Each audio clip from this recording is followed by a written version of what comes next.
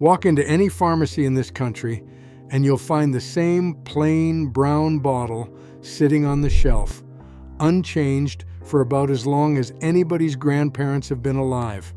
A few dollars, 3% strength, same plastic bottle it's always come in. Now, walk into an average American bathroom, kitchen, and laundry room and start counting bottles. A cutting board spray, a produce wash, a fridge deodorizer, a mold and mildew spray, a grout cleaner, a laundry brightener, a whitening mouthwash, a nail brightener, a plant root treatment, a seed starter solution. 10 different bottles, 10 different price tags, 10 different aisles at the store, and a cart that costs more every year, even though the actual jobs those bottles do haven't changed at all. Sit with that for a second. Nearly every one of those specialty bottles is doing the same basic job that one plain bottle used to handle on its own, before the cleaning aisle expanded back in the 60s and 70s and started convincing folks they needed a separate product for every separate chore in the house. The bottle never stopped working. It just got crowded out by better marketing, brighter labels, and a shelf full of competition it never asked for. I'll admit, I fell for it myself for a good stretch of years. There was a season where my own cabinet under the sink had a spray for the counters, a different one for the bathroom, a jug of laundry brightener, and a produce wash sitting right next to a bag of grocery store apples like it was doing something the water rinse couldn't. One weekend, I actually lined every one of those bottles up and read the ingredients on the back of each label, and more than half of them led right back to the same plain chemistry sitting in a $3 bottle in the medicine cabinet the whole time. That was the last time I bought most of them. I've kept one bottle on my kitchen shelf and another in the bathroom cabinet my whole life, same as my own folks did before me. That's the whole of it. No dozen specialty sprays lined up under every sink in the house. No cabinet so full you can't find what you're looking for. Today, I'm walking you through 10 real uses this bottle handles. The same ones careful households have quietly relied on for generations, each one grounded in plain, real chemistry. Not some story about a buried government paper you'll never actually track down. Number 1, cleaning a fresh cut or scrape, once and only once.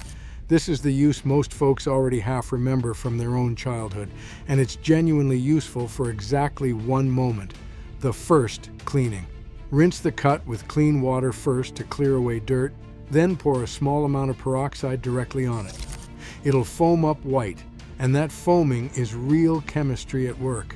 An enzyme in damaged tissue reacting with the peroxide and releasing oxygen that physically lifts dirt, dead cells, and bacteria out of the wound. Here's the honest scope though, and it matters more than the trick itself. That's a first cleaning tool and nothing more. The same oxygen release that lifts out bacteria also slows down the healthy tissue trying to knit itself back together. So repeated daily use actually works against you instead of for you. Clean it once, then switch to plain water and a bandage for the rest of the healing, and let the wound do what it's built to do on its own.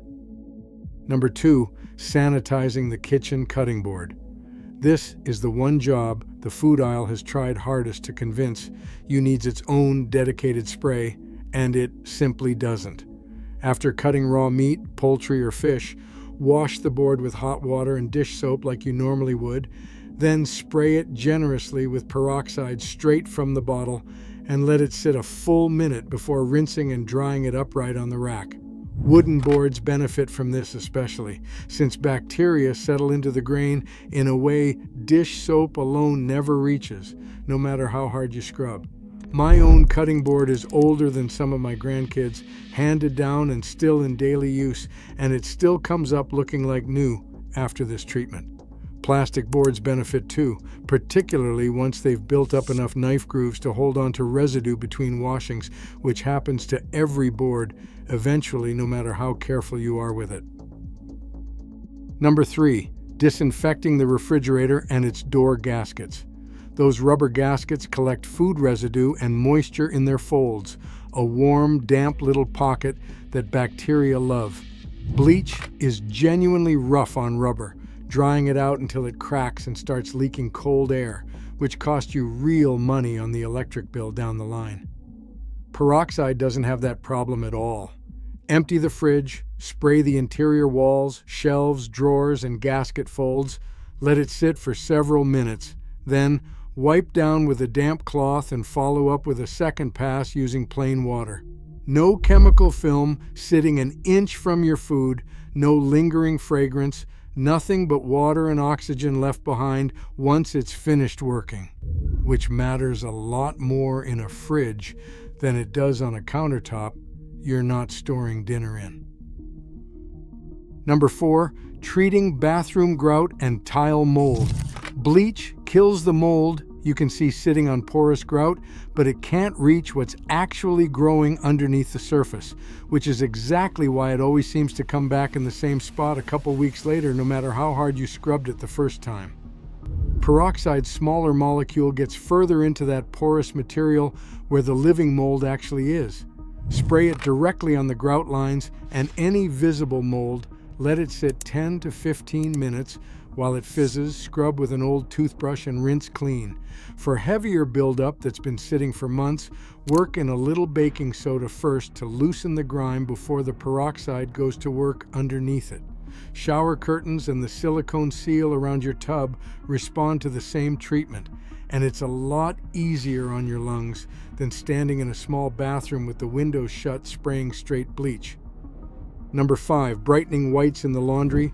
Bleach yellows fabric over time, weakens the fibers thread by thread, and eventually eats holes right through your favorite shirts and towels long before they should wear out. Peroxide does none of that. Add it to a hot wash with your regular detergent for white shirts, towels, sheets, and undergarments.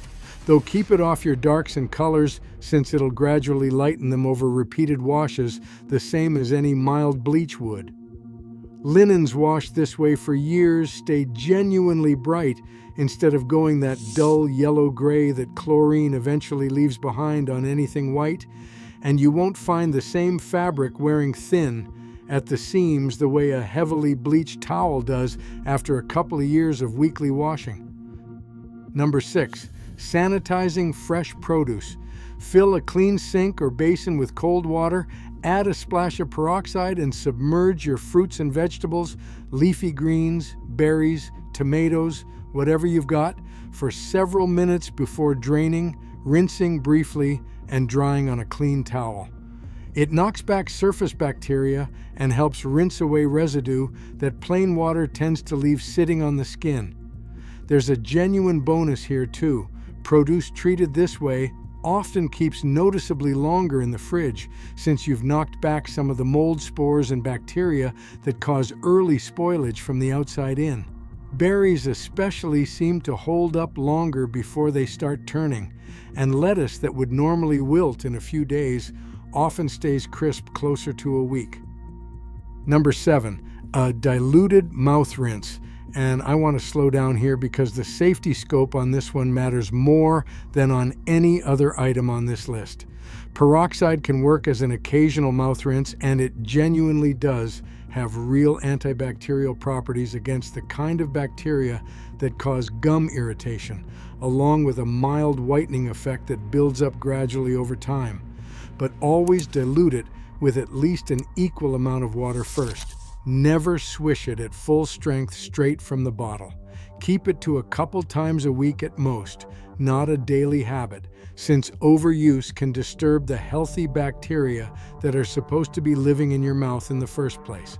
Swish briefly, no more than 30 seconds, spit it out completely, never swallow it, and rinse with plain water afterward. Treat this one with real respect, And it's a genuinely old, genuinely safe habit that's been passed down for generations. Treat it casually, use it too often, or skip the dilution.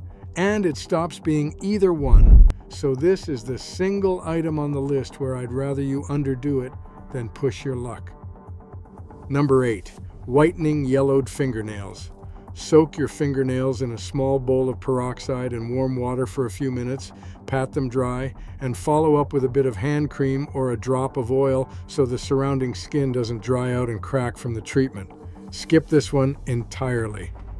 If you've got any cuts or broken skin around the cuticles, since that's not what this method is meant for, and it'll only sting for no benefit. Number 9, treating root rot and reviving a struggling houseplant. Plant roots need oxygen, same as anything else living does. And when soil stays waterlogged or compacted for too long, the roots suffocate and fungal rot sets in underneath where you can't see it happening until the leaves start telling on it. A light peroxide and water mix watered in at the soil line, used in place of a regular watering, delivers a burst of oxygen straight to the suffocating roots, while knocking back the surface fungal growth at the same time. Use it sparingly, once every couple weeks at most, since overdoing it can disturb the beneficial organisms living in otherwise healthy soil, right along with the harmful ones you're actually trying to get rid of. I keep a small pot of this mixed up on the kitchen windowsill for whatever herb pot starts looking sorry for itself, and more often than not, it's perked back up within a few days. Number 10, soaking seeds before planting for faster, stronger germination.